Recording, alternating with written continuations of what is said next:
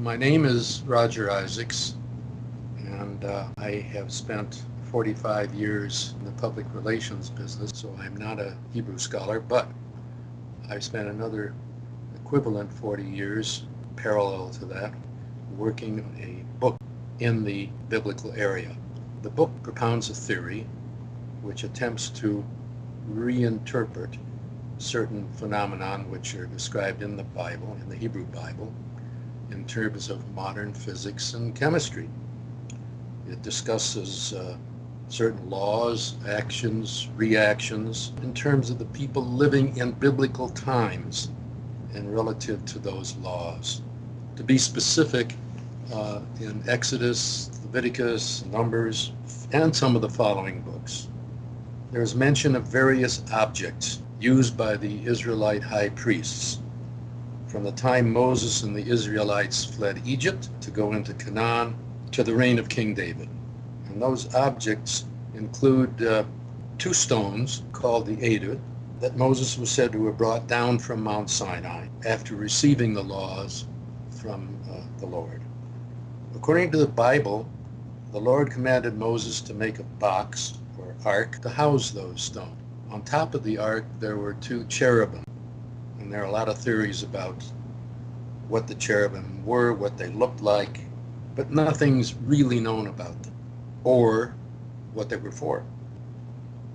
The ark itself was placed in the inner sanctuary or inner sanctum of the tent of meeting or the tabernacle, which accompanied the Israelites on their journey all through the wilderness to the land of Canaan. Now, in addition to the commandment to make the Edut, there were commandments to make a breastpiece and items called the Urim and the Thummim. They were put into the breastpiece, and onto the breastpiece was an ephod. The ephod was fastened onto it. Breastpiece and the ephod contained various jewels, and the apparatus was all worn by the high priest. Now, in addition to that, the priests were commanded to make various sacrifices in the tent area. There was a description also of a cloud that settled on the ark.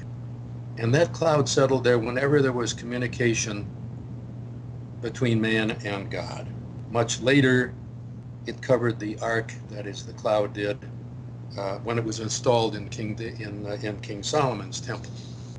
My book discusses these items, the sacrifices and the cloud, in relation to the communications process. It comes to entirely different conclusions than have heretofore been accepted. This was accomplished primarily by discovering new translations for many key words used in describing what the people were observing and experiencing at that time. For example, words generally translated as holy, glory, clean, unclean, sin, atonement, they don't seem to have these meanings. I came to some of these conclusions by employing etymology. I looked at similar words to the Hebrew in Assyrian, Babylonian, Eblaite, Greek, Egyptian, Hittite, Sumerian, Ugaritic, and I've gotten a different slant on their possible meanings. And also some of it was just accomplished by plain logic. And the result was startling. By using the above techniques, I posited that the cloud was the substance through which the sound waves were transmitted to the ark.